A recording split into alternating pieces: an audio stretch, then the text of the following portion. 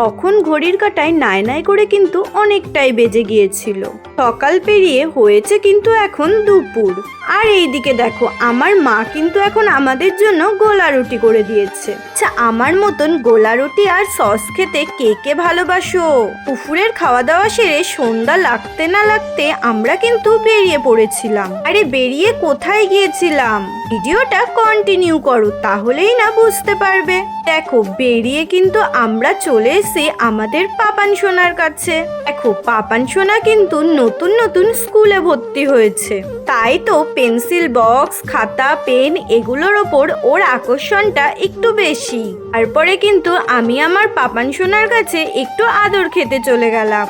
আর তারই পরে দেখো আমার বৌদি আমাদের জন্য কিন্তু এখন সন্ধ্যার টিফিন নিয়ে চলে এসছে। আমি কিন্তু খাবো দুধ চা আর বৌদি আমার খাবে এই যে ব্ল্যাক কফি। আর শুধু কিন্তু এতেই থেমেছিল না, এর সাথে ছিল দেখো বিস্কুট, তারপরে ছিল আলুর চপ। পাপান কিন্তু ভাজাভুজি আর চপ খাওয়ার একদম ওস্তাদ।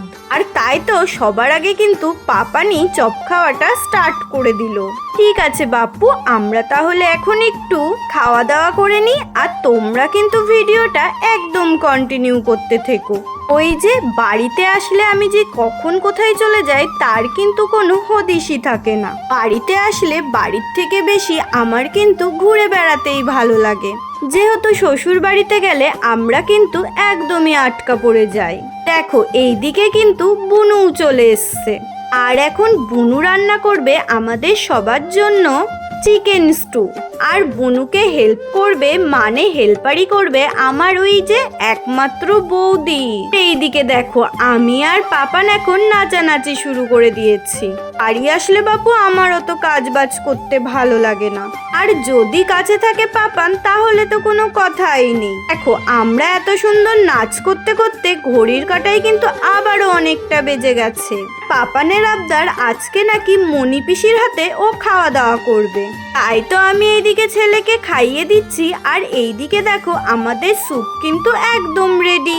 তারপরেই কিন্তু আমরা এখন স্যুপটাকে টেস্ট করে নিলাম। আর স্যুপ খেতে খেতে কিন্তু আমি আজকের ভিডিওটা আমার এখানেই শেষ করব।